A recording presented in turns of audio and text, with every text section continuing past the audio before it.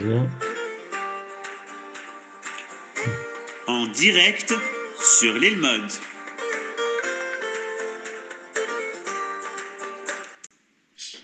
Mesdames, Messieurs, shalom à toutes et à tous. Je suis ravi de vous annoncer qu'on commence une nouvelle série avec le Rav Menachem Ackerman en 4 épisodes. C'est le thème de la mitzvah de monter sur le mont du Temple. Point d'interrogation. C'est à partir donc de ce soir à 18 h en Israël, à 17 h en France. Pour toutes les informations, les replays, les documents, les enregistrements, vous aurez le lien pour ceux qui nous écoutent sur YouTube dans la description. Vous pourrez être au courant de tout ce qui se passe lié à cette série. Le Talmud pose cette fameuse question, Ma yoter gadol, qu'est-ce qui est plus important? Est-ce que c'est le maasé ou est-ce que c'est l'étude? Est-ce que c'est l'acte ou est-ce que c'est le limoud? Et après une vive discussion dans le Talmud, on arrive à la conclusion Gadol limoud shemevi l'idée maasé. Et plus grand l'étude de la chose qui nous amène à faire la juste action. Et c'est justement dans cette optique que le Rav Ackerman vous propose de traiter de la question du monde du temple. On ne va pas parler tellement de l'aspect historique, sécuritaire ou ésotérique, mais on va étudier les différentes questions au niveau de la halacha, mais également de la pensée juive autour de cette mitzvah, de monter ou pas sur le mont du temple. Je comprends pas, parce que le Rambam, en fait, lui, il dit qu'il est monté sur le Rabbait. Il dirait que c'est permis. Mais on sait que le grand rabbinat, en fait, interdit. Oui, mais il y a quand même un grand rabbin qui s'appelait le rabbin Goren qui lui permettait. Bref, vous avez compris, il y a plein de questions, des avis sont partagés. Et grâce à cette étude, on va justement aller dans l'optique de l'imoud chez Mevi, l'idée c'est comprendre, se relier à l'Akdoucha du Beth Amikdash via notre étude, mais également, on espère dans quelques semaines, via nos pieds, quand on aura le mérite de monter sur le Harabait.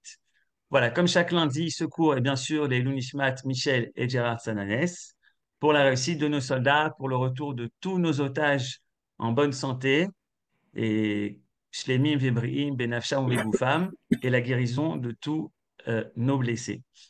C'est parti, mitzvah de monter sur le mont du Temple ou pas, première partie, et c'est bien sûr un thème qui est tellement, tellement actuel, puisque vous le savez, un des noms de cette guerre qui a été donné par nos ennemis, c'est la guerre du déluge d'Al-Aqsa. Alors, il va faire le déluge d'Al-Aqsa, mais nous, on va comprendre l'attachement qu'on a à cet endroit au Harabait. Bechavod Arav. C'est l'occasion de faire au moins 2 cours, on verra, en tout cas 2 cours sur la marloquette, c'est-à-dire sur la marloquette dans le sens de la discussion entre ceux qui sont pour monter sur le mont du Temple et ceux qui sont contre le fait de monter sur le mont du Temple. Donc c'est un sujet qui par moi n'a jamais été traité et qui est essentiel. Je vous signale tout d'abord que le livre de base que j'utilise, c'est le livre de Rav Elisha Wolfson, je l'avais aussi utilisé à l'époque, qui s'appelle Harabait Ke'alacha. Pour ceux qui savent pas, Rav Elisha Wolfson, c'est le fils de Naomi Wolfson, qui est la fille de Rav Moshe Bochko, donc c'est le petit-fils de Rav Bochko, et qui est le Rosh Yeshiva de la Yeshiva de Harabait, c'est une Yeshiva qui est dans la vieille ville, où ils étudiaient toutes ces sougiyot, qui est un jeune Talmid Chacham extraordinaire, donc avec qui je suis en contact, et donc je me base sur son livre. Il a aussi eu la grandeur de la famille Bochko, quand il a écrit ce livre, comme la Mida de Hillel, la vertu de Hillel, qui disait que pourquoi la halakha est comme Hillel, parce qu'il d'abord présentait l'opinion de Shammai avant de présenter leur propre opinion, et c'est grâce au fait qu'ils reconnaissaient, ils étaient capables de citer aussi ceux avec qui ils n'étaient pas d'accord, que la halakha est comme Beth Hillel et comme Hillel. Donc là, c'est la même chose. Le Rav Elisha, il amène toutes les opinions qui ne sont pas d'accord, et après, il ne se gêne pas pour dire pourquoi il n'est pas d'accord avec ceux qui sont opposants, puisque lui, il fait partie du mouvement qui est pour la montée sur le mont du Temple. Alors, ça, c'est aussi un point qui est essentiel, que c'est pas un cours neutre, c'est pas un cours qui va présenter toutes les opinions, et ensuite vous déciderez de par vous-même, bien entendu, vous déciderez de par vous-même, vous nous connaissez, et vous savez que on représente, quand je dis on, c'est Johan et moi, puisqu'on est ici tous les deux, on représente l'opinion qui encourage la mitzvah de monter sur le Harabait. Baruch Hashem, dans les rabbanim français, il y en a beaucoup qui sont d'accord avec ça, il y a le Rav Shaul David Bochko, il y a mon maître aussi, mon maître Rav Shaul David, mon maître, son père, Zecher Tzadik Vekadosh Livracha Rav Moshe Bochko, il y a Manitou, il y a le Rav Zini. Donc, je dirais que les grands de notre public actuel, en tout cas de Midreshet Yehuda, sont des rabbanim qui ont encouragé et qui sont même montés sur le mont du Temple. Je rajouterai mon maître, le Rav Getz, le Rav de Yeshivat Bethel, qui était aussi pour le fait de monter sur le mont du Temple. Donc, on a Tana de Messaïa, c'est-à-dire on a des grands rabbanim qui sont dans la même mouvance au niveau francophone. Il y en a bien entendu énormément au niveau israélien général. Alors, la première introduction, Yohan a fait allusion aussi à ça, c'est que si tu veux, on va commencer par notre guerre, on est en guerre, et si tu veux savoir pourquoi on fait la guerre, c'est-à-dire quel est le fondement de cette guerre, alors souvent on sait qu'une des manières de le savoir, c'est de regarder le Sitra Achara. Le Sitra Achara, c'est-à-dire c'est l'autre côté, c'est une traduction en bon français, c'est le Sitra Achara, c'est l'autre côté, c'est nos ennemis. Et comme eux n'appellent pas cette guerre la guerre du 7 octobre, qui est un nom qui ne veut rien dire, puisque c'est une date sans donner de signification, et pire que ça, c'est même pas une date juive. Donc eux, ils sont plus clairs dans leur tête. Ils l'ont appelé, je connais pas en arabe, mais en hébreu, Maboul El Aqsa, c'est-à-dire le déluge de El Aqsa. Et c'est très important. D'ailleurs, c'est d'autant plus important, comme je l'ai dit, le fait que l'État d'Israël, c'est-à-dire le peuple d'Israël est incapable de donner un nom signifiant, puisqu'il appelle la guerre du 7 octobre, ça prouve qu'on est en difficulté de la signification du sens de cette guerre. Et lorsque les Arabes, eux, Imarchemam, qui nous font la guerre, eux savent qu'ils appellent ça Maboul El Aqsa, le déluge de l'Aqsa, c'est-à-dire qu'eux, ils savent pourquoi ils font la guerre. Et comme c'est eux qui ont ouvert la guerre, nous, on se bat contre eux sur la motivation qu'ils ont donnée, qui est celle de El Aqsa, c'est-à-dire du mont du Temple et de tout. On va pas discuter sur le fait que la mosquée d'Omar, la mosquée de El Aqsa, ça c'est pas des discussions importantes. Ce qui est clair, c'est que le Sitra Achara, c'est-à-dire l'autre côté, notre opposant, souvent c'est lui qui nous permet de savoir au niveau identitaire pourquoi est-ce qu'on est en guerre et quels sont aussi les buts ultimes de cette guerre. Et une des choses que les soldats nous ont montré et ont remarqué, c'est que il n'y a pas une maison à Gaza où il n'y a pas des grandes photos de la mosquée d'Omar et des grandes et des tmounotes sur les murs et au-dessus de la porte. Ça, on le savait déjà. Dans toutes les maisons de Yehuda Veshomron en Eretz Israël, les Arabes ont l'habitude de mettre la mosquée d'Omar. Les Juifs, la mosquée d'Omar, vous l'avez vu dans un cours de Tisha B'Av, c'est en fait c'est le lieu du Beth Amikdash, le lieu du temple. Et donc, en fin de compte, il nous rappelle que c'est un des points essentiels de notre retour en Eretz Israël. C'est-à-dire, ça, c'est des choses qui sont connues, c'était une introduction importante. Alors, c'est aussi une raison pour laquelle, dans le cycle qui est lié avec le fait que nous nous trouvons en guerre contre nos ennemis de Gaza et de partout, de Yehuda Veshomron et du Nord et de partout, le fait qu'on est en guerre contre eux nous oblige à retourner, entre autres, Baruch Hashem, depuis le début de la guerre, on étudie énormément de thèmes qui sont liés avec la guerre, Orota Milchama, Moussar Milchama, Tfila Milchama, et donc, mais surtout, on pourrait dire même à l'approche des fêtes de Yom Kippour, où le Kohen Gadol rentrait l'Ifnaï Velifnim à l'intérieur du Kodesh HaKodashim, pourquoi pas? On pourrait parler de Tchouva, on va aussi parler le mercredi, je parlerai de Tchouva si Dieu veut, mais c'est aussi bien de se renforcer dans notre attachement de manière théorique et de manière pratique avec le Beth Amikdash et le Har HaBayit. Et je voudrais pour commencer citer une citation d'Einstein extraordinaire qui m'inspire dedans, que j'ai trouvé quelque part à Tel Aviv pendant les vacances, qui disait comme ça: vous savez ce que c'est qu'un pessimiste? Un pessimiste, c'est quelqu'un qui a un problème pour chaque solution.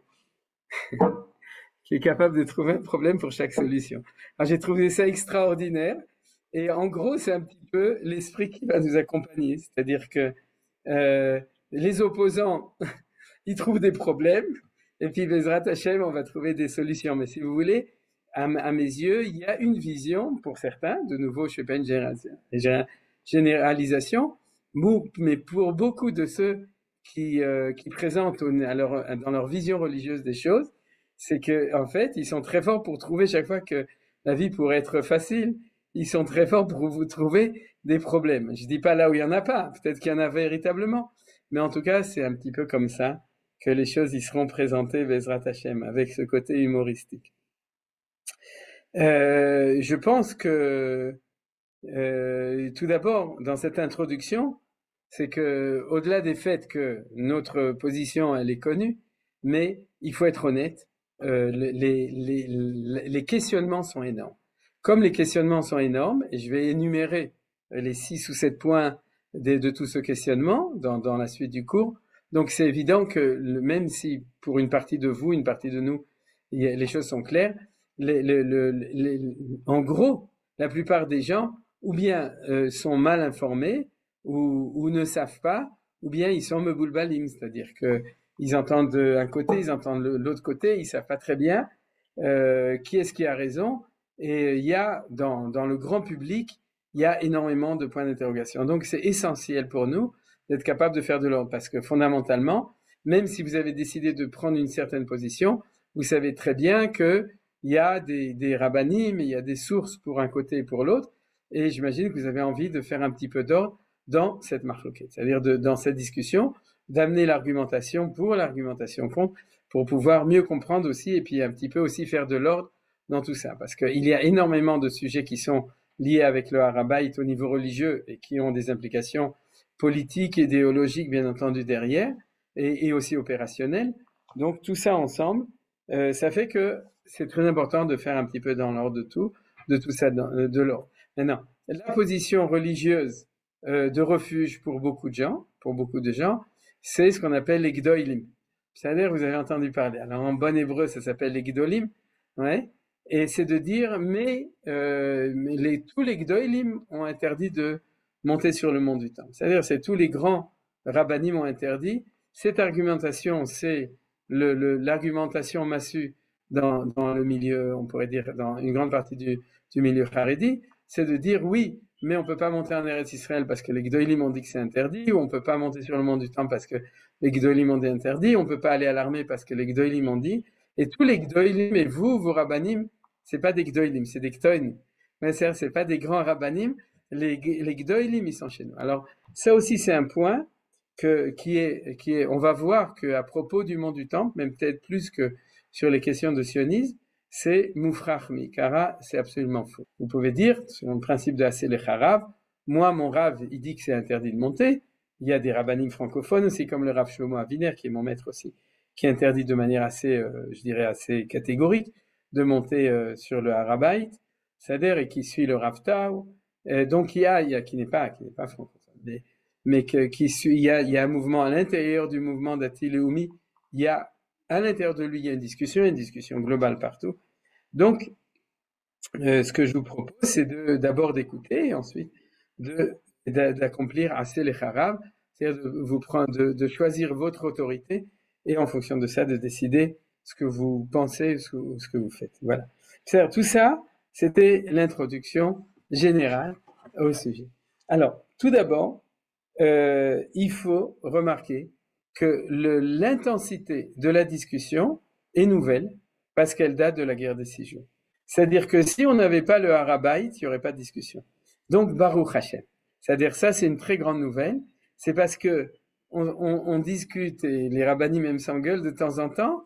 Ils sont virulents parce que le Harabait, Beyadenu, le mont du Temple a été conquis par l'armée d'Israël en 1967 durant la guerre des 6 jours. Et c'est à cause de ça que ceux qui s'opposent sont virulents.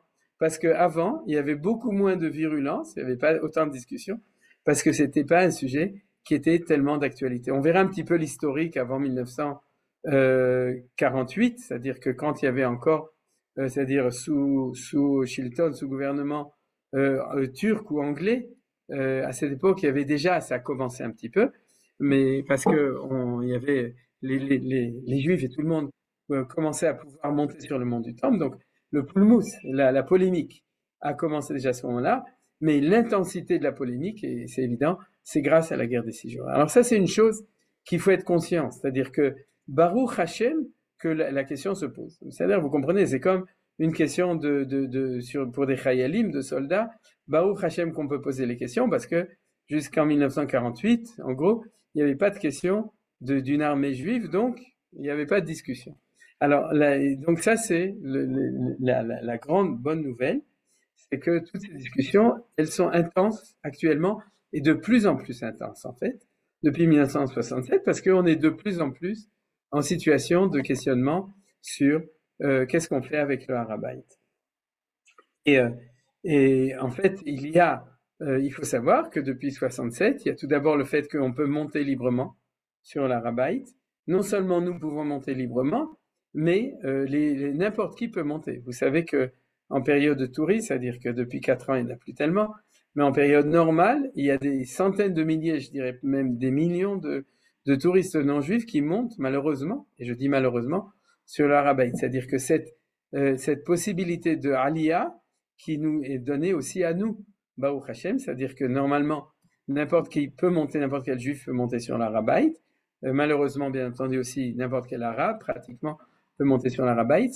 Ça, c'est un chidouche de la guerre de 67. Ça, c'est la première chose. C'est-à-dire que c'est depuis Milchemet Shechetamim qu'on peut monter. Deuxièmement, qu'on peut prier. Alors, de nouveau, vous direz, on peut prier, on peut pas prier. Oui, en ce moment, on peut prier.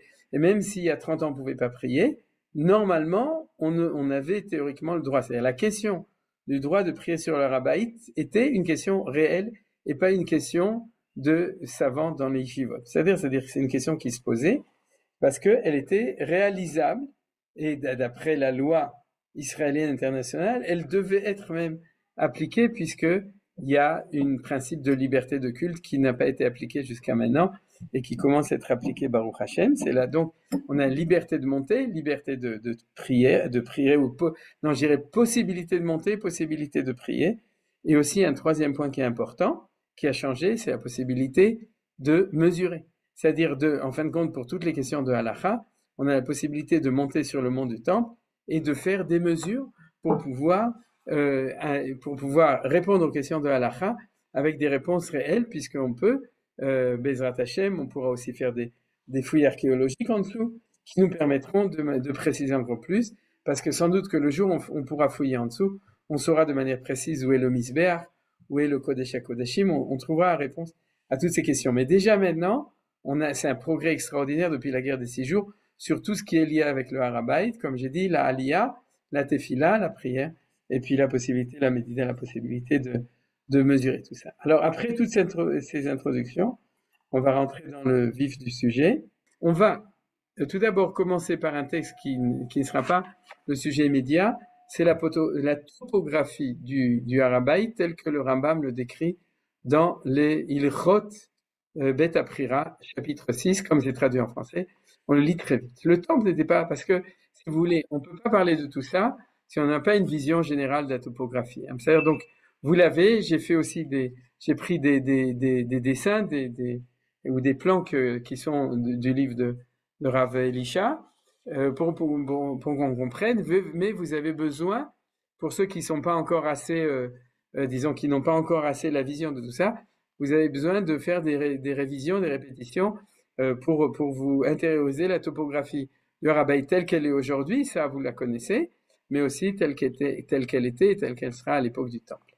Alors le temple n'était pas construit sur un terrain plat, mais par degrés successifs à flanc de montagne. Ça, c'est quelque chose qui est important. C'est-à-dire qu'au niveau de la topographie du Harabait, vous n'avez pas, tout n'est pas sur le même plan, mais plus on s'approche du Kodesh HaKodashim, plus ça monte. C'est-à-dire, cette topographie, je ne vais pas prendre trop de temps parce que c'est très bien expliqué quand vous regardez les fouilles qu'on s'appelle Minarot HaKotel, c'est à l'entrée des Minarot HaKotel, et vous pourrez trouver dans d'autres, et le moment venu, peut-être la semaine prochaine, je pense que peut-être que je vous montrerai, si vous voulez, les lignes topographiques du temple. Mais en gros, c'est une montagne, d'accord? C'est une montagne qui a un spitz, qui a un sommet. Et le Kodesh HaKodashim se trouve sur le sommet ou bien le Misbeach, c'est une petite discussion, mais en tout cas, le sommet, c'est quand même un point central du temple. Et puis après, il y a une première esplanade qui a été mise plus ou moins au sommet, d'accord, qui est celle du temple et des cours du temple. Et puis ensuite, on descend des escaliers. Et puis une fois qu'on est descendu des escaliers, on a ce qu'on appelle le Harabaït, c'est-à-dire l'esplanade du temple, qui n'est pas au même niveau. C'est-à-dire si vous voulez faire quelque chose de pas bien, je vais tout de suite vous montrer les photos. Donc on va du début jusqu'à la fin. C'est des photos que j'ai prises. Vous voyez là, c'est ici vous avez le Harabaït, ici, et ici vous avez la mosquée d'Omar, où on peut l'appeler Kipat Azahav, c'est-à-dire le dôme doré, ou bien on peut l'appeler aussi le Mikdash Shlomo, l'endroit du temple de Salomon. Et donc, vous remarquez que les Juifs qui sont ici et qui prient ici, ou les Chayalim qui sont ici, vous voyez la photo, ils ne sont pas au même niveau que le Beth Amikdash. C'est-à-dire le Beth Amikdash, il se trouve ici, la maison du temple, elle se trouve là où vous avez le dôme doré, et pour y monter, il y a des escaliers, il y a beaucoup d'escaliers, vous avez remarqué. Donc il y a une topographie comme ça, au moins de manière claire, deux niveaux au niveau topographique. Alors je vous montre encore deux autres photos qui montrent que quel que soit le côté, c'est toujours la même chose. Ce que vous avez vu, c'était du côté, excusez-moi, c'est du côté du Kotel Maharavi, c'est-à-dire du côté ouest. Le photographe se trouve du côté du Kotel. C'est-à-dire si vous allez derrière le photographe, vous descendez, vous arrivez au Kotel. Ça, c'est le côté donc ouest. Ici, vous avez le côté nord. C'est-à-dire, et vous voyez de nouveau, là, il y a moins d'escaliers parce qu'en fin de compte, il y a une montée comme ça. Auparavant, tout n'est pas escalier, mais il y a. Et d'ailleurs, tout en haut, vous avez les Arabes ont construit la même chose. Ils ont construit des pseudo-portes. Pourquoi? D'après nos traditions, une fois, quand le temple a été détruit, pour rappeler pour certains, pas pour tous les rabbanim, les murailles du Beth Amikdash, c'est-à-dire du Beth Amikdash et des cours du Beth Amikdash. Donc vous voyez ici la même chose. Et le troisième, c'est de ce côté, c'est du côté, ici, le côté sud. Voilà. Ça, c'est le côté nord. Ça, c'est le côté sud. C'est-à-dire, quand on monte sur l'Arabaït, on arrive tout de suite ici. Vous avez derrière vous la mosquée de El Aqsa. Vous allez ici, on monte du côté par ici, on avance par là. Et vous voyez que vous avez de nouveau des escaliers avec ces portes et derrière le Makom HaMikdash, le lieu du Mikdash. Alors, je l'ai fait exprès pour que vous ayez tout de suite une vision des choses claires. Et on va lire le Rambam. Le temple n'était pas construit sur un terrain plat, mais par degrés successifs à flanc de montagne. En entrant par la porte est du mont du temple, on traversait à plat jusqu'à l'extrémité du Chel, puis montait du Chel jusqu'à la cour des femmes par 12 marches. La hauteur de chaque marche était d'une demi-coudée et sa profondeur d'une demi-coudée. On parcourait à plat toute la cour des femmes, Ezrat Nashim, puis on montait vers la cour d'Israël, qui est le début de la Hazara par 15 marches. Shira Ma'alot, la hauteur de chaque marche était d'une demi-coudée, ça veut dire de 30 cm de haut, ou de 25 cm, c'est des hautes marches, et sa profondeur d'une demi-coudée aussi. On traversait toute la cour d'Israël à plat, puis on montait vers la cour des Kohanim par une marche d'une coudée de hauteur, sur laquelle se trouvait une tribunaux de 3 marches, chacune d'une demi-coudée de hauteur et profonde d'une demi-coudée. La cour des Kohanim était donc surélevée de 2 coudées et demi par rapport à la cour d'Israël. Toute la cour des Kohanim était au même niveau avec l'autel et l'espace entre l'autel et le Oulam. Puis on montait vers le Oulam par 12 marches. Le Oulam, c'est déjà le bâtiment du Beth Amikdash. Chacune du demi-côté de hauteur et une demi-coudée de profondeur. Vous vous souviendrez que tous les escaliers du Beth Amikdash, c'est Chatziyama al-Chatziyama. C'est une demi-coudée, 25 sur 25 ou 30 sur 30. Le Oulam et le Echal étaient à la même hauteur, c'est-à-dire que tout le bâtiment du temple est à la même hauteur. Donc vous avez vu qu'on monte petit à petit. De cette façon, le plancher du Echal était surélevé par rapport à la base de la porte est de 22 coudées. L'ouverture de cette porte faisant 20 coudées de hauteur. Celui qui se tenait en face de la hauteur de la porte est ne pouvait voir la porte du Echal. C'est-à-dire que lorsqu'on se trouvait à l'entrée est, Sha'ar HaRachamim, plus ou moins, on ne pouvait pas voir, on voyait la porte d'entrée du Beth Amikdash, mais on ne pouvait pas voir ce qui était dedans à cause de l'angle. En fonction de ce qu'on avait construit le mur au-dessus de cette porte suffisamment bas pour le Kohen se tenant sur la montagne d'onction, c'est Harazetim, Aramishra, puisse voir, c'est pour ça que ça s'appelle Harazetim, puisse voir la porte du Echal lorsqu'il aspergeait du sang de la vache en fonction du Echal. Donc vous voyez ici, ils ont fait un dessin, c'est la traduction de Chabad.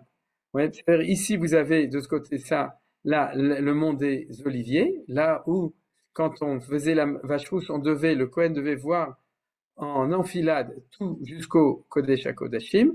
Ensuite, vous avez ici donc la cour des femmes. Ici, 12 marches qui montent. Ici, c'est l'endroit où aujourd'hui, quand on prie ici, vous voyez, j'espère que vous voyez le point.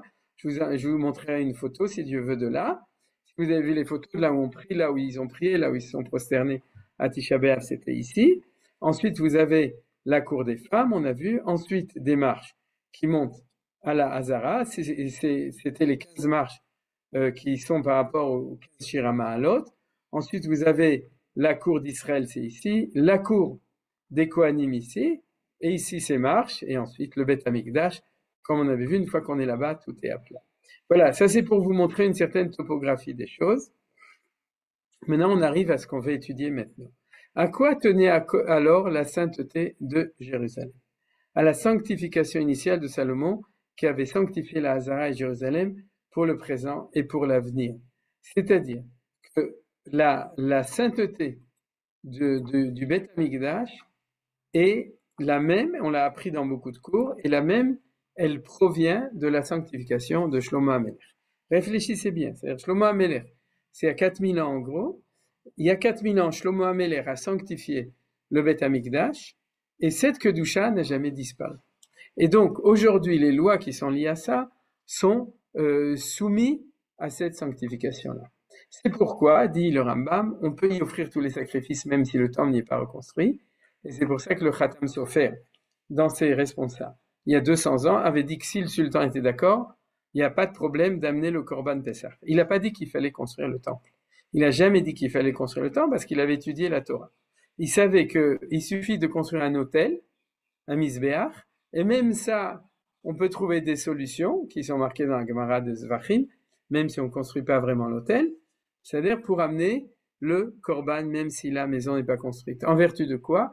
Parce que la sainteté de l'endroit existe de manière permanente depuis Shlomo HaMelech. C'est ce qu'on dit que la Shrina n'a jamais disparu. Donc, même si le temple n'y est pas reconstruit, consommer la viande des sacrifices très saints dans toute la Hazara, bien qu'elle soit détruite et ne soit plus entourée de ses enceintes, et consommer les Kodashim Kalim et la Secondim dans tout Jérusalem même dépourvu de ses murailles, car leur première sanctification les a sanctifiés pour l'époque et pour toutes les époques à venir. C'est-à-dire, aucune destruction n'a enlevé la sainteté du temple, du Harabaït et de Jérusalem. C'est-à-dire, même si tous les bâtiments et toutes les murailles sont détruites. Pourquoi disons-nous que concernant le temple et Jérusalem, leur première sanctification est valable pour toutes les générations, alors que le reste de la terre d'Israël, en ce qui concerne la question d'années sabbatiques, de dîmes et des sujets semblables, n'a pas reçu de sanctification définitive. Ça, c'est un sujet qu'on a appris à propos de Yom Yerushalem et Yom Ha'atzmaut. Mais ce qui nous intéresse, nous, c'est que Jérusalem et le temple. Réponse de Maïmonide, parce que la sainteté du temple de Jérusalem tient à la présence divine qui ne saurait être annulée, comme nos sages l'ont enseigné du verset, « Je détruirai vos sanctuaires, même détruits, ils sont qualifiés de sanctuaires pour enseigner qu'ils perdurent dans leur sainteté. » D'accord? C'est-à-dire, et le verset « Je détruirai vos sanctuaires », c'est appris par les Chachamim, c'est qu'il n'y a pas marqué « vos sanctuaires, je détruirai », il n'y a pas marqué « et migdashechem ashomem et la vashimoti ani et migdashechem », c'est-à-dire « je détruirai », et le sens de la phrase veut dire qu'une fois qu'il est détruit, il est toujours migdashechem, il garde sa kedusha. C'est-à-dire,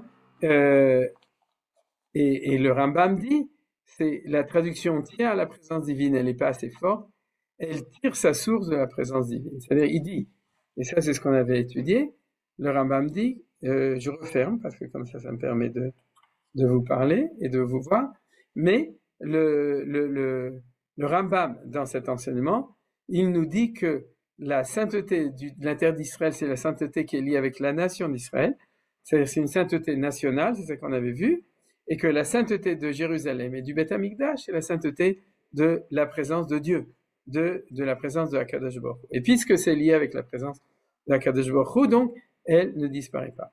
Pourquoi cette première question est essentielle? C'est qu'elle va nous permettre d'élucider une des questions de base de tout ça. C'est quoi? C'est que il y a une discussion entre Maïmonide et Rabbi Avraham ben David de Posker, le Ra'avad. Le Ravad, c'est celui qui était en marloquette avec le Rambam tout le temps. C'est-à-dire que dans les éditions classiques du Rambam, chaque fois que le Rambam dit quelque chose et que le Ravad n'est pas d'accord, alors il y a un Windows, il y a une petite fenêtre dans le Rambam où le Ravad dit ce qu'il pensait. Ravad, il habitait à Posker. Posker, c'est dans le sud de la France. Il était contemporain de Maïmonide et il avait énormément de choses sur lesquelles il n'était pas d'accord. Et souvent, on peut dire que les différentes discussions fondamentales sont révélées par les discussions entre Ravad et Maïmonide. Je vous ai déjà raconté une fois une très bonne blague de mon maître, le Rav Ebi Weingart, Shlita, qui a raconté que un de ses maîtres, Zecharia, j'ai oublié, qui était le Chazan de Lausanne, oui, j'ai oublié son nom de famille, mais ça va me revenir,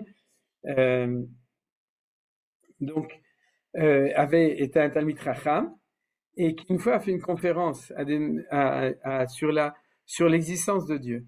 Et il a fait pendant 1 heure, et puis à la fin, il dit, vous avez des questions? Puis il y a quelqu'un qui a dit, écoutez, c'est très beau votre philosophie, mais vous m'avez pas convaincu. Alors du coup, Berkovitch, Zoldan Berkovitch, Zatzal, répond, écoute, ok, d'accord, tout ce que j'ai, mais moi j'ai une preuve massue pour te prouver que Dieu existe. Alors il dit, c'est quoi ta preuve? Il dit comme ça. Il dit, tu sais que la première halakha du Rambam, c'est de dire Yesod HaYesodot ve'amud ha'emuna. Le principe, c'est de savoir que Dieu existe. Et il dit, le Ravad, chaque fois qu'il y avait une faille dans le Rambam, il mettait une petite remarque pour dire qu'on pouvait ne pas être d'accord. Or là, il n'a rien dit, donc ça prouve que Dieu existe. Voilà, tout ça, c'était pour vous expliquer qui c'est le Ravad. Or, le Ravad, lui, a dit que la sainteté de la Kedusha, du temple, de Salomon a été annulée par la destruction. C'est une discussion, une grande discussion entre les Chachamim, qui tire sa source de la Gemara elle-même, d'une marloquette entre Rabbi Eliezer et Rabbi Yehoshua, qui sont des Tanaïm et tout, de savoir est-ce que la destruction du temple a annulé la sainteté ou ne l'a pas annulée. Et pourquoi c'est tellement important? Parce que historiquement, lorsque, avant 48, c'est-à-dire à partir du moment où les Turcs d'abord et ensuite les Anglais ont permis à tout le monde de monter sur le temple, parce qu'il faut pendant plusieurs centaines d'années, c'est comme la Me'arat HaMachpelah, c'est-à-dire les musulmans ne permettaient à personne de monter sur le mont du temple. Mais fin 19e siècle, début du 20e siècle, vous savez, les Turcs eux-mêmes avaient des intérêts en Europe et tout, donc ils ont laissé les gens monter sur le mont du temple.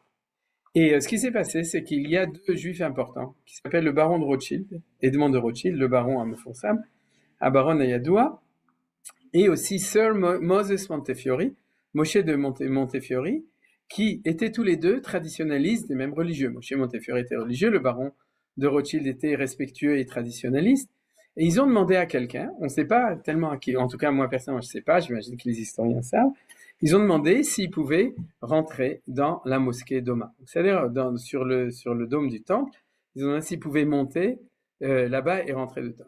Et ce rabbin, je ne sais pas qui c'est, leur a dit bien entendu, pour des raisons peut-être de peur de déplaire à ces gens, je ne sais pas, mais en tout cas, il a dit, puisque le Ravad a permis de monter, donc vous pouvez. Pourquoi? Parce que le Ravad dit que depuis la destruction, il n'y a plus de sainteté, donc n'importe qui peut se promener comme il veut sur le mont du temple. Et donc ils sont montés, et la question est arrivée au Rav Kook, puisque Rav Kook à l'époque était en Israël. Et il a écrit une très longue responsa dans Mishpat Kohen pour critiquer cette chose-là. Il critiquait pas forcément eux, parce que dans une lettre qu'il écrit, il dit que il les juge en pensant qu'ils l'ont fait de bonne foi. Mais en tout cas, le Rav ou la personne, c'est pas forcément un Rav qui les a induits en erreur, et qui leur a dit qu'on peut se baser contre Maïmonide selon le Ravad, et qu'on peut monter n'importe où sur le mont du temple. Non seulement ils sont montés là-bas, mais ils sont pas allés au mikvé avant. Maintenant, j'imagine que dans la salle ici, ouais, moi le premier d'ailleurs, malheureusement, quand vous êtes venu en tant que touriste en Israël et que vous avez pris un tour touristique, le guide vous avait directement monté jusqu'à là-bas, etc. Donc, il n'y a pas que le baron Edmond de Rothschild ou que Moses Montefiore qui se sont trompés. Et sincèrement, à l'époque, si vous aviez su que c'était tellement grave, j'imagine que même si vous n'étiez pas tellement religieux à l'époque, vous ne seriez pas monté. Mais en tout cas, c'est le premier sujet qu'on doit apprendre. C'est qu'il y a une discussion, même si on peut rentrer jusqu'au Kodesh HaKodashim de notre temps. Mais cette discussion et ayant eu des répercussions historiques réelles au moment du retour à Tzion, je parle avant 48, c'est-à-dire à l'époque des Turcs et à l'époque de l'Empire britannique, alors, de nouveau, Baruch Hashem, grâce à ça, ce sujet a été soulevé et ça a permis aux rabbanim d'être mevarer, c'est-à-dire d'élucider cette question. La réponse est claire et nette. C'est-à-dire, bien que dans les Rishonim, il y a d'autres Rishonim, à part le Rahavad, qui ont émis cette opinion-là, et bien que, comme je l'ai dit, c'est une discussion, la halacha est de manière à 100%, selon le Rambam, qu'il est totalement interdit de monter sur le mont du Temple sans être pur, et il est totalement interdit de rentrer là où il y a, sur l'endroit du Beth Amikdash. Et le Rambam, lui, a présenté, vous avez vu le côté positif, que ça peut nous permettre, au contraire, de reprendre la Avodat Amikdash, mais il y a le côté négatif, le côté interdit, que selon le Rambam, celui qui rentre là où, c'est pas sur le mont du Temple, mais dans les enceintes du Temple et dans l'endroit du Kodesh HaKodashim, c'est-à-dire tout ce qui fait partie des cours du Temple, c'est-à-dire à ce moment-là, il y a une interdiction qui est passible de karet. Karet, c'est retranché du camp juif de Baba au Rome, non, de Baba à Jérusalem, et donc ou à Naharia. Mais en tout cas, celui qui rentre là-bas, c'est pas que c'est un doute, est-ce qu'il est chayav karet ou il n'est pas chayav karet. Il est, disons, chas v'shalom, je veux rien dire pour ceux qui le font sans faire exprès, mais la halacha, il y a toujours des discussions. Mais il y a une psycha, la psycha de la halacha, elle est claire, de rentrer là où se trouve l'endroit du temple et non pas le mont du temple, il faut faire la différence, c'est ça qu'on va voir aussi. Là où il y a l'endroit du temple, c'est chiyuv karet de notre temps, puisque la halacha est comme le Rambam, que ce que Salomon a sanctifié ne s'est jamais arrêté. Alors ça, c'est le premier sujet qui est important pour nous. Ah, oui. le Rav Kook, il avait fait déjà la différence dans sa réponse entre les deux, le mont du temple et l'esplanade. Tu parles de Rav Kook? Oui. Ouais, donc c'est oui et non. C'est pour ça qu'aujourd'hui, dans les élèves du Rav Kook, on a une discussion, qu'est-ce que pensait le Rav Kook? Je parle de qu'est-ce que pense Rav Tzviouda, pensait le Rav Avraham Yitzhak à Cohen Kook. De nouveau, si tu veux, la référence c'est le livre, et là-dedans, je peux t'indiquer les pages, ou bien en privé, si tu veux, je peux te donner des lignes directrices. De manière générale, ce qui s'est passé, c'est comme ça. C'est que les rabbanim, après, ce qui s'est passé, qu'ils ont vu que c'était facile de rentrer de monter au Harabait, à ce moment-là, et bien entendu, à l'époque, la plupart des Juifs n'étaient pas religieux en Israël, et même ceux qui étaient religieux, il faut pas oublier qu'il n'y avait pas l'autorité de la rabbanoute comme il y a aujourd'hui et encore beaucoup d'autres choses. On était sous autorité anglaise, et vous vous souvenez de toutes les histoires qu'ils faisaient même avec le Kotel, etc., ou sous autorité ou turque.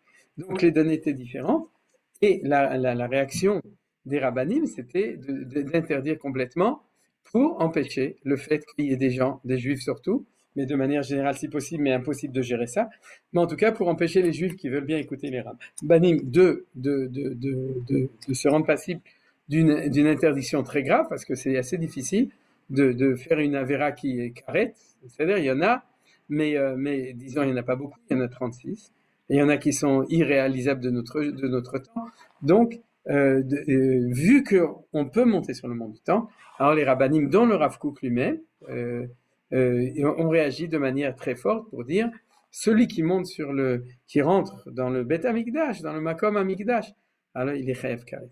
Maintenant, comme il n'y avait pas tellement de possibilités de nuancer les choses, de dire sur un baït oui, mais ça non, parce qu'ils savaient que les gens ne les écouteraient pas, etc. Donc, et puis que le problème n'était pas réel, c'est-à-dire il n'y avait pas spécialement, il y avait des rabbanim qui montaient, il y a des témoignages, mais de manière générale, c'était pas ni le problème des juifs, ni le problème des religieux, et puis il n'y avait pas tellement de gens, et puis donc la réponse a été surtout il ne faut pas monter parce qu'il y a chiyuv karet. Alors là-dessus,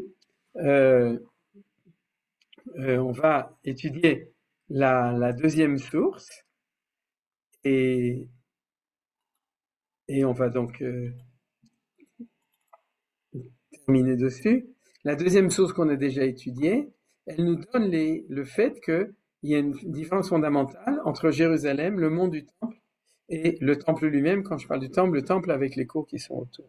Les Chatzerot, vous voyez, c'est-à-dire ce qu'on appelle Ezrat Israël, Ezrat Kohanim.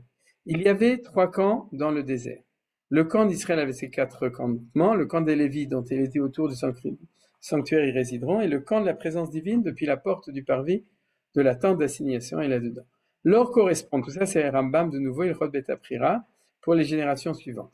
De la porte de Jérusalem, on parle de Jérusalem sanctifiée, donc là, certaines limites qui sont connues aujourd'hui, par exemple, elle est beaucoup plus grande que la muraille actuelle de la Hiratika, la vieille ville. Elle inclut la ville de David, elle inclut en fin de compte la nouvelle ville jusqu'à Migrash Haroussim et jusqu'à Charmen d'Elbom, donc c'est beaucoup plus grand. Alors de la porte de Jérusalem, on parle jusqu'au mont du Temple, on parle de ça, c'est comme le camp d'Israël. De la porte du mont du Temple jusqu'à l'entrée de la Hazara, la porte de Nicanor, c'est comme le camp des Lévites. Et ça, c'est ce qu'on appelle le Harabaït. De la porte de la Hazara et en dedans, c'est le camp de Dieu, c'est-à-dire ce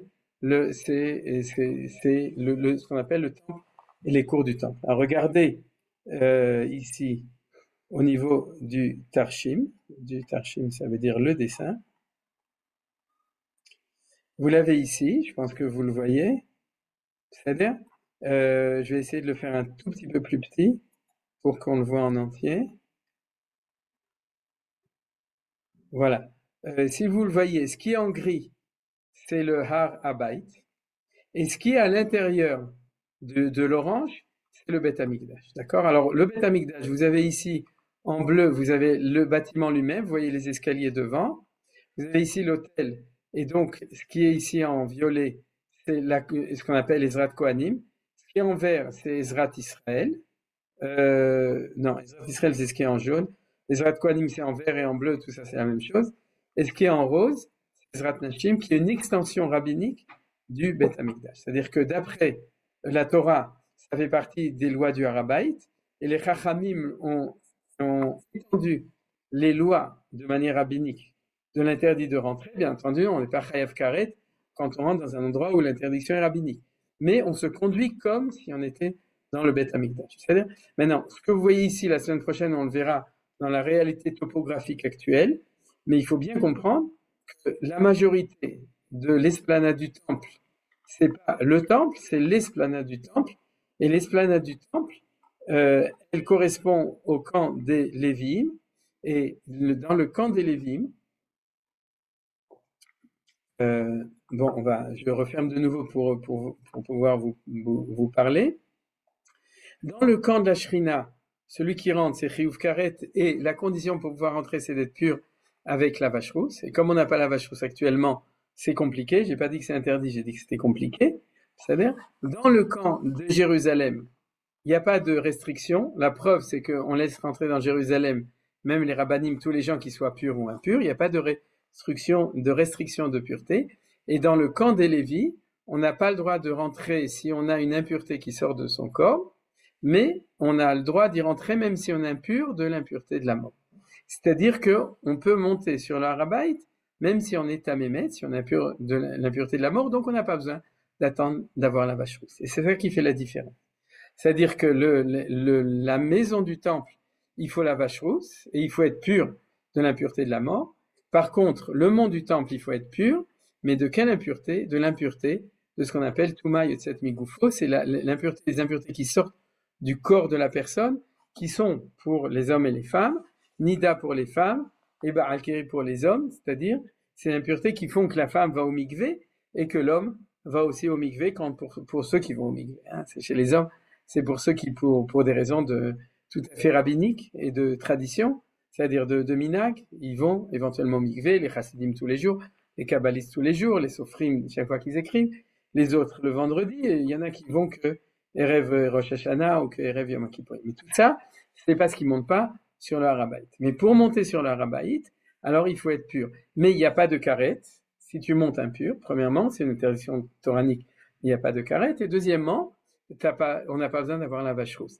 C'est-à-dire que c'est ça qui définit les 3 niveaux de la présence de la Shrina qui n'a jamais disparu. Machane Jérusalem, Machane Israël, le mont du temple, Machane Lévia, et le temple, Machane Shrina. Pourquoi je vous dis tout ça? Et on est obligé d'arrêter le cours maintenant, parce que c'était le premier cours, c'est de faire de l'ordre dans notre tête. C'est-à-dire, quel ordre il faut faire? Tout le monde est d'accord, comme la responsable du Rav Kook, tout le monde est d'accord que c'est très très très grave de de rentrer dans l'espace qui s'appelle l'enceinte du Beth Amikdash. Ezrat Nashim, Ezrat Israël, Ezrat Kohanim, Mizbeach, et le Echal lui-même, c'est-à-dire le temple lui-même. Tout le monde est d'accord, aucun rave, aucune discussion n'est là. Le seul qui, historiquement, dans ces 100 dernières années, ont eu cet épisode, c'est l'histoire de Montefiore et du baron de Rothschild et de celui qui s'est fixé sur le Ravad. Mais personne aujourd'hui, si vous entendez un rave qui dit oui, le Ravad a dit, alors tu pourras lui répondre, mais toi, tu es réformé. C'est-à-dire que tu n'acceptes pas la Cha'il Khatit si tu te bases sur le Ravad. Tout le monde est d'accord et c'est pas là-dessus qu'il y a de Mahloket. La seule discussion, c'est sur le Harabayt.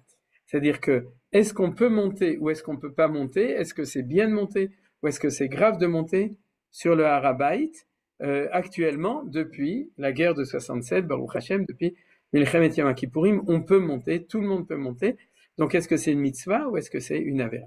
C'est ça la question qu'on va voir donc, vu que le cours est fini, qu'on va voir la semaine prochaine, on va rentrer dans les 6 ou 7 raisons dans lesquelles il y a une discussion entre les deux opinions. C'est-à-dire, et en tout cas, toute la discussion, elle est sur la bête. Une des questions, bien entendu, une des oppositions, c'est comment tu sais quelles sont les frontières, les limites entre les deux, et qui te dit que si tu montes, tu vas pas rentrer dans l'esplanade du Beth Amikdash lui-même, c'est-à-dire, je veux dire, les Chatzarot, les cours du Beth Amikdash, et donc tu vas être Chayav Karet. Donc, comment tu peux monter alors que tu connais pas les frontières? Donc, vous comprenez que ça, c'est une dérivée directe du fait qu'on sait qu'il y a sur le Harabayt, il y a deux domaines complètement différents, celui du Beth Amikdash, et quand je dis Beth Amikdash, avec les cours du Beth Amikdash, qui correspond, comme a dit le Rambam, à l'époque de la sortie d'Égypte, au Mishkan et la cour du Mishkan, c'est ça qu'on appelait le Beth Amikdash, qu'on appelle le Beth Amikdash, et le Harabayt, l'esplanade du temple, le mont du temple, qui est complètement différent. Alors pour terminer, je voudrais un petit peu vous m'énerver, parce que quand on rentre dans les discussions, il y a une chose qui est scandaleuse, et j'ai réagi plusieurs fois dessus, chaque fois que j'ai eu l'occasion, c'est les rabbanim qui nous prennent pour des imbéciles, et qui disent au peuple juif, si tu montes sur le mont du temple, tu es Chayav Karet. C'est-à-dire, ça, c'est très très grave, et malheureusement, parmi les plus grands rabbanim actuellement en Israël, je veux pas vous dire qui, si, je vais le dire parce que c'est pas grave, c'est une discussion, le Shem Shammai, le Rishon Etzion, c'est-à-dire le Rav Yosef, il y a quelques mois, il a dit, Mi she'oleh le Harabayt Chayav Karet. Il l'a dit comme ça. Et de dire des choses comme ça, c'est quelque chose qui est au niveau, sans jouer dans sa grandeur au niveau de la Torah, c'est quelque chose qui est scandaleuse. Pourquoi c'est scandaleuse? Parce que c'est un mensonge. C'est-à-dire, on n'a pas le droit de dire des mensonges. Et je dirais que 70% ou 60% des juifs qui sont croyants, religieux, respectueux des rabbanim, sont convaincus, à cause de rabbanim comme ça, que mettre les pieds sur un Harabayt, c'est Tier Chayav Karet. Et que ceux qui montent là-bas sont des mécréants, puisqu'ils vont dans des endroits où c'est Chayav Karet. Et ça, c'est quelque chose qui est très grave. C'est la conclusion du cours d'aujourd'hui. Que vous devez avoir au moins une vision claire, que là où on est Chayav Karet, on est Chayav Karet, là où c'est interdit, il n'y a pas de problème, mais de dire que de monter sur le Harabayt, c'est un Chayav Karet, c'est un mensonge. Et comme les rabbanim n'ont pas le droit de mentir, ils doivent dire la vérité. Ils doivent dire, c'est grave de monter parce qu'on a peur que tu vas. Et s'ils veulent pas le dire parce qu'ils font pas confiance, que si on dit on a peur, les gens, ils vont dire bon, mais alors si c'est comme ça, alors je vais monter là où c'est permis, etc. Alors ils peuvent dire de manière générale, c'est très grave de monter pour ceux qui savent pas comment on le fait. Ça, c'est ok. Mais de dire qu'on est Chayav Karet, il faut le dénoncer. Et ce soir, je le dénonce, c'est quelque chose qui est interdit. Je vous rappelle un enseignement de beaucoup de rabbanim, entre autres Rav Shimshon Raphaël Hirsch, et je crois que Manitou il l'avait aussi dit, que pourquoi est-ce que Adam Arishon il a mangé, pourquoi est-ce que Chava elle a mangé du Etz Hadaat Tovara? Vous savez pourquoi? Non, vous savez pas. Nicole elle sait pas. Mais alors, parce que c'est marqué dans la Torah Elle a ajouté quelque chose. Quoi? Elle a ajouté quelque chose. Il a ajouté. Adam il n'avait pas confiance. Chava. Non, Chava. Il n'avait pas confiance. il n'avait pas confiance qu'elle n'allait pas en manger. Et comme il se prenait pour un grand rabbin, il lui a rajouté une halakha qui s'appelle Mouktsé. C'est-à-dire, il lui a dit, Dieu a dit, t'as pas le droit d'en manger. Et Adam Arishon, il a rajouté, t'as pas le droit d'y toucher. Et que le jour où Dieu a dit que si on y touche, on va mourir. Et qu'est-ce qu'il a fait le serpent qui était le Sitra Achra, le Yetzer Hara, vous savez, il est rusé. C'est-à-dire, il a poussé Chava contre les fruits. Et tu vois, t'es pas morte électrocutée. Donc, de même que Dieu n'a pas dit que c'était interdit d'y toucher, il n'a pas dit que c'est interdit d'y manger, donc elle a mangé. Pourquoi je vous dis ça? Parce que c'est un des points essentiels de la sagesse des Chachamim. C'est-à-dire que tu veux dire que c'est Mouktsé, dis que c'est Mouktsé. C'est-à-dire, tu n'as pas le droit de dire que c'est interdit par la Torah et que c'est Chayav Karet, alors que c'est faux. Et l'enseignement que je vous dis sur Chava nous montre que ça peut être extrêmement dangereux, ouais, ça peut être très très très dangereux de ne pas dire la vérité au niveau de la halakha. C'est-à-dire de faire des généralisations comme ça.